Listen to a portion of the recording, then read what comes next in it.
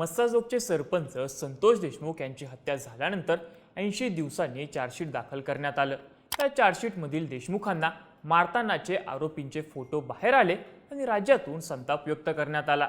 या प्रकरणात 7 जणांविरोधामध्ये गुन्हा दाखल झाला असला तरीही 8वा आरोपी कृष्णा आंधळे हा गेल्या 3 महिन्यांपासून फरार आहे। त्यामुळे आंधळे नक्की कुठे आहे, तो पोलिसांच्या हाती का सापडत नाही, असे अनेक प्रश्न निर्माण झाले होते। दरम्यान आता आंधळेबाबत मोठी माहिती समोर आली आहे। फरार कृष्णा आंधळे हा नाशकात असल्याची माहिती काही स्थानिकांकडून देण्यात आली आहे। त्यामुळे आता नाशकात त्याचा शोध घेतला जातोय। तर देशमुख हत्या प्रकरणी चार्जशीट दाखल झाल्यानंतर 13 दिवसांनी पहिली सुनावणी ही पार पडली आहे। या सुनावणीत नक्की काय झालं, फरार असलेल्या कृष्णा आंधळेबाबत कोणती माहिती समोर येते, याचीच माहिती या व्हिडिओमधून जाणून घेऊयात। नमस्कार, मी चैतन्य आणि तुम्ही बघताय बोल भिडू। सगळ्यात आधी कृष्णा आंधळेबाबत कोणती माहिती देण्यात आली आहे ते बघूयात। देशमुख हत्या प्रकरणी गेले 3 महिने फरार असलेल्या कृष्णा आंधळेला नाशिकमध्ये पाहिल्याचा दावा एका स्थानिक नागरिकानं केला आहे। त्यांना माध्यमांना दिलेल्या माहितीनुसार कृष्णा आंधळे हा गंगापूर रोड परिसरातील सहदेव नगरमध्ये सकाळी 9:15 ते 9:30च्या सुमारास होता। इथल्या दत्त मंदिराच्या बाजूला दोघे जण उभे होते। त्यातील एकानं मास्क घातला होता, तसंच त्याच्या कपाळावर टिळाही होता। त्यानं मास्क खाली घेतल्यानंतर तो कृष्णा आंधळे असल्याची खात्री पटली। त्याला हटकण्याचा प्रयत्न केला, पण तो मखमलाबादच्या दिशेने गाडीवरून निघून गेला। त्याचा पाठलागही केला, पण तो पसार झाला। त्याच्यासोबत एक साथीदारही होता। ते दोघे एका काळ्या रंगाच्या बाईकवरून बसून निघून गेले। त्यानंतर 9:42 गंगापूर पोलिसांना याबाबत माहिती दिली। पोलीसही तात्काळ त्या ठिकाणी दाखल झाले। आता या परिसरातील सीसीटीव्ही फुटेजची तपासणी करून संबंधित व्यक्ती कृष्णा आंधळेच आहे का याची खातरजमा पोलीस करत आहेत। यापूर्वीही कृष्णा आंधळे हा नाशिकमध्ये असल्याची चर्चा झाली होती। सामाजिक कार्यकर्त्या तृप्ती देसाई यांनी वाल्मिक कराडसह इतर आरोपींना नाशिकमधील एका आश्रमानं आश्रय दिल्याचा आरोप केला होता। त्यावेळीही पोलिसांनी शोध कार्य केलं होतं, पण आंधळे सापडला नाही। तसंच विष्णू चाटेनं आपला मोबाईल हा नाशिक परिसरातच टाकल्याचं सांगितलंय। त्यानंतर देशमुख हत्या प्रकरणातील नाशिक कनेक्शन पुढे आलं होतं। आताही कृष्णा आंधळे नाशिकमधील सहदेव नगरच्या दत्त मंदिरात असल्याची माहिती आहे आणि तिथं दर्शनही घेतल्याचं बोललं जातंय। या माहितीनुसार नाशिक पोलिसांनी 12 पथकं तयार करून त्याचा शोध सुरू केला आहे। 2-3 किलोमीटर मधील असलेली दुकानं, बिल्डिंग बाहेरील सीसीटीव्ही फुटेज तपासली जाणार आहेत। मखमलाबाद रोडवरील सीसीटीव्ही फुटेजही पोलीस तपासत आहेत। रस्त्यावरील कोणत्या ना कोणत्या सीसीटीव्हीमध्ये गाडीचा नंबर डिटेक्ट होईल। तसंच आंधळेला शोधण्यासाठी तांत्रिक विश्लेषणाचीही मदत घेणार असल्याचंही पोलिसांनी स्पष्ट केलंय। यासोबतच संतोष देशमुख हत्या प्रकरणात 12 मार्चला पहिली सुनावणी झाली। हत्येनंतर सुमारे 90 दिवसांतच पहिली सुनावणी पार पडल्यानं देशमुख हत्या प्रकरण सरकारनं गांभीर्यानं घेतल्याचं बोललं जातंय। त्यामुळे या पहिल्या सुनावणीत नेमकं काय झालं तेही बघूयात। संतोष देशमुख हत्या प्रकरणी केस जिल्हा अतिरिक्त सत्र न्यायालयात ही सुनावणी पार पडली। या प्रकरणी सरकारी वकील म्हणून उज्ज्वल निकम बाजू मांडणार आहेत। त्यांना ॲडव्होकेट बाळासाहेब कोल्हे असिस्ट करतील। मात्र या प्रकरणी झालेल्या पहिल्या सुनावणीला प्रकृतीच्या कारणास्तव ॲडव्होकेट निकम हजर राहिले नाहीत, तर त्यांच्या वतीनं ॲडव्होकेट कोल्हेंनी देशमुखांची बाजू मांडली।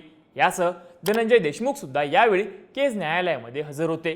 त्यांनी न्यायप्रविष्ट बाबी जाणून घेण्यासाठी आम्ही सुनावणीला जाणार असल्याचं आधीच सांगितलं होतं। दुसरीकडे पहिली सुनावणी होण्यापूर्वीच आरोपी क्रमांक 1 असलेल्या वाल्मिक कराडनं आपला वकील बदलण्याचा निर्णय घेतला होता। आजपर्यंत कराडच्या वतीनं ॲडव्होकेट अशोक कवडे बाजू मांडत होते। आता त्यांच्या जागी कोल्हापूरचे ॲडव्होकेट विकास खाडे यांनी घेतली आहे। त्यांनीच आज कराडची बाजू कोर्टामध्ये मांडली। तर इतर म्हणजे सुदर्शन गुले, जयराम चाटे, महेश केदार, सुधीर सांगळे या आरोपींच्या वतीनं ॲडव्होकेट अनंत तिडके यांनी बाजू मांडली। तर आरोपी विष्णू चाटेची बाजू कुणीही मांडली नसल्याची माहिती मिळते। त्यामुळे त्याचा वकीलही बदलण्याची शक्यता वर्तवली जाते। दरम्यान या सुनावणीला आरोपींची न्यायालयामध्ये ओळख परेड होईल। त्यांचे जबाब लिफाफ्यातून न्यायालयामध्ये सादर केले जातील अशी चर्चा होती। पण हत्येचे फोटो व्हायरल झाल्यानंतर आरोपींबाबत जनमानसांमध्ये प्रचंड राग आहे। त्यामुळे सुरक्षेच्या कारणास्तव सर्व आरोपींना न्यायालयामध्ये प्रत्यक्ष हजर करण्यात आलं नाही, तर त्यांना व्हिडिओ कॉन्फरन्सद्वारे न्यायालयामध्ये सादर करण्यात आलं। तसंच त्यांच्या जबाबाची माहितीही लिफाफ्यातून देण्यात आली नाही। त्यामुळे आरोपींच्या वकिलांनी सर्व आरोपींचे जबाब कलम 18 नुसार आपल्याला मिळावेत अशी विनंती कोर्टाला केली। तसा अर्जही करण्यात आलाय। तसंच आरोपींच्या जबाबासह इतर चार्जशीटमध्ये नसलेली माहितीही आरोपींच्या वकिलांनी मागितली आहे। त्यात साक्षीदारांचे आणि आरोपींचे जबाब, तसंच आरोपींचा ज्या फोन कॉलचा आरोपपत्रामध्ये उल्लेख केलाय त्या सगळ्या फोन कॉलच्या CDRच्या माहितीचाही समावेश असल्याचं बोललं जातंय। त्यावेळी आरोपींचा नेमका जबाब काय आहे हे स्पष्ट होण्याची शक्यता आहे.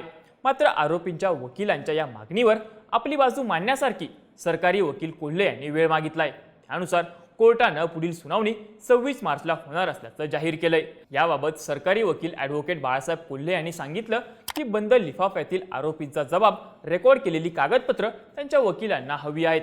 त्यावर आमचं विस्तृत स्वरूपात म्हणणं मांडण्यासाठी आम्ही कोर्टाकडे वेळ मागितलाय. त्यावर कोर्टानं 26 मार्च ही तारीख दिली आहे. तसाच अद्याप चार्ज फ्रेम म्हणजेच गुन्ह्यांची आरोप निश्चिती झालेली नाही. 26 तारखेला आरोपींच्या जबाबाच्या माहितीवर निर्णय होईल. त्यानंतर पुढची स्टेप होईल. तसंच पुढच्या तारखेला ॲडव्होकेट उज्ज्वल निकम हजर राहतील असंही कोल्हेंनी स्पष्ट केलंय. आता आवादा कंपनीचे अधिकारी सुनील शिंदे यांनी दिलेला जबाबही पुढे आलाय. त्यानुसार आरोपी वाल्मिक कराडचे पाय खोलातच जाणार असल्याचं बोललं जातंय. सुनील शिंदेनी दिलेल्या जबाबामध्ये आरोपींनी त्यांच्याकडे 6 वेळा खंडणी मागितल्याचं स्पष्ट केलंय. शिंदेंनी CIDला दिलेल्या जबाबात सांगितलं की 28 ऑगस्ट 2024ला वाल्मिकने पहिल्यांदा फोन करून खंडणी मागितली. परळीत येऊन भेटा, नाहीतर काम बंद करा अशी धमकी त्यानं दिली होती. त्यानंतर 11 सप्टेंबर 2024ला दुसऱ्यांदा फोन करून बीड जिल्ह्यातील सुरू असलेल्या कामांची माहिती घेतली. वरिष्ठ अधिकाऱ्यांना भेटायला आणा असंही तो म्हणाला होता. तिसऱ्यांदा 8 ऑक्टोबर 2024ला परळीतील जगमित्र कार्यालयात वाल्मिक कराड, विष्णू साठे आणि कंपनीचे शिवाजी थोपटे यांची भेट झाली. काम सुरू ठेवायची असतील तर 2 कोटी रुपये द्या, नाहीतर जिल्ह्यात कुठेही प्लांट चालू ठेवू देणार नाही अशी वाल्मिकनी धमकी दिल्याचंही शिंदेंनी सांगितलंय. 26 नोव्हेंबरला चौथ्यांदा आरोपींनी धमकी दिली. त्यावेळी सुदर्शन गुले कंपनीत आला होता. त्यांना 2 कोटी रुपये दिले नाही तर बीड जिल्ह्यात कुठेही काम करू देणार नाही असं बोलला. 5व्या वेळी म्हणजेच 29 नोव्हेंबरच्या सकाळी 11:30ला विष्णू चाटेनं फोन केला. त्यावेळी वाल्मिकनं काम बंद करण्याची धमकी दिली आहे. त्याच दिवशी दुपारी सुदर्शन गुले कंपनीत आला होता. त्यावेळी त्यानं वाल्मिक अण्णांची मागणी लवकर पूर्ण करा असं धमकावलं. आम्ही त्याची मागणी पूर्ण करत नाही हे पाहून आरोपी 6 डिसेंबरला कंपनी ऑफिसमध्ये आले. तिथे त्यांनी आम्हाला धमकवलं, कर्मचाऱ्यांना मारहाण केली. त्यावेळी मस्ताजोगचे सरपंच संतोष देशमुख आडवे पडले. त्यातूनच त्यांची हत्या झाली असंही सुनील शिंदेंनी आपल्या जबाबात स्पष्ट केलंय. एकीकडे हे सगळं सुरू असतानाच गेल्या 6 दिवसांपासून फरार असलेल्या सतीश उर्फ खोक्या भोसलेच्या मुसक्याही पोलिसांनी आवळल्या आहेत. सतीश भोसलेला प्रयागराजमधून अटक करण्यात आली आहे. बीड पोलीस आणि उत्तर प्रदेश पोलिसांकडून अटकेची संयुक्त कारवाई केली गेली. खोक्यानं मारहाण केल्याचा व्हिडिओ सोशल मीडियावर व्हायरल झाल्यानंतर त्याची अनेक प्रकरणं बाहेर आली. त्यानं बीडच्या शिरूर कासार परिसरातल्या जंगलात हरिण, ससे, मोर, काळवीट अशा 200 पेक्षा जास्त वन्य प्राण्यांची शिकार केल्याच्या बातम्या आल्या होत्या. तसंच खोक्या भाजप आमदार सुरेश धस यांचा खंदा कार्यकर्ता आहे. त्याची परिसरामध्ये मोठी दहशत आहे असंही सांगण्यात आलं होतं. त्यामुळं सुरेश धसही अडचणीत आल्याचं बघायला मिळालं. पण गेल्या 6 दिवसांपासून सतीश उर्फ खोक्या भोसलेचा पोलीस शोध घेत होते. याच दरम्यान त्यानं माध्यमांना व्हिडिओद्वारे प्रतिक्रियाही दिली होती. पण तरीही तो पोलिसांना सापडत नसल्यामुळं पोलिसांच्या कारभारावरही प्रश्नचिन्ह निर्माण झालं होतं. पण खोक्याचं अखेरचं लोकेशन उत्तर प्रदेशातल्या प्रयागराजमध्ये असल्याचं पोलिसांना कळालं. तेव्हा उत्तर प्रदेश पोलिसांच्या मदतीनं खोक्या भोसलेला पोलिसांनी बुधवारी बेड्या ठोकल्या.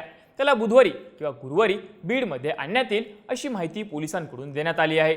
दुसऱ्या राज्यात त्याला अटक केली असल्याने त्याला ट्रान्झिट रिमांडवर घ्यावं लागणार आहे. स्थानिक न्यायालयाची आणि पोलिसांची परवानगी घेऊन ही प्रक्रिया केली जाणार आहे अशी माहिती बीडचे पोलीस अधीक्षक नवनीत कावत यांनी दिली आहे. दरम्यान खोक्या उर्फ सतीश भोसलेवर 3 गुन्हे दाखल झाले आहेत. ढाकणे पिता पुत्राला केलेल्या मारहाणीबद्दल, घरी अंमली पदार्थ सापडल्याबद्दल त्याच्यावर गुन्हे दाखल आहेत. त्याचबरोबर वन्य प्राण्यांच्या शिकारीबाबत शिरूर चकलंबा पोलीस ठाण्यात वन विभागानं त्याच्यावर 3रा गुन्हा दाखल केलाय. खोक्याला अटक झाल्यानंतर सुरेश धसांनी ही प्रतिक्रिया दिली असून त्याच्यावर कायदेशीर कारवाई करावी असं धस यांच्याकडून सांगण्यात आलंय. दरम्यान देशमुख हत्या प्रकरण बीडमध्ये चालवण्यासाठी SITने अर्ज केलाय.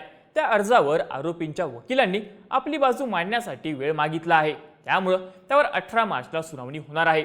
आता मात्र प्रत्यक्ष केसवरच केस न्यायालयात सुनावणी सुरू झाली आहे. त्याची पुढची तारीख ही 26 मार्च आहे. त्यामुळे हा खटला बीडमध्ये चालणार की केसमध्ये याबाबत उत्सुकता आहे. तसंच दुसऱ्या सुनावणीपर्यंत कृष्णा आंधळे सापडणार का हे पाहणंही महत्त्वाचं असणार आहे. या सगळ्याबाबत तुम्हाला काय वाटतं? तुमची मतं आणि प्रतिक्रिया आम्हाला कमेंट करून नक्की सांगा. आणि अशाच माहितीपूर्ण व्हिडिओज बघण्यासाठी बोल भिडूच्या YouTube चॅनलला नक्की सबस्क्राईब करा.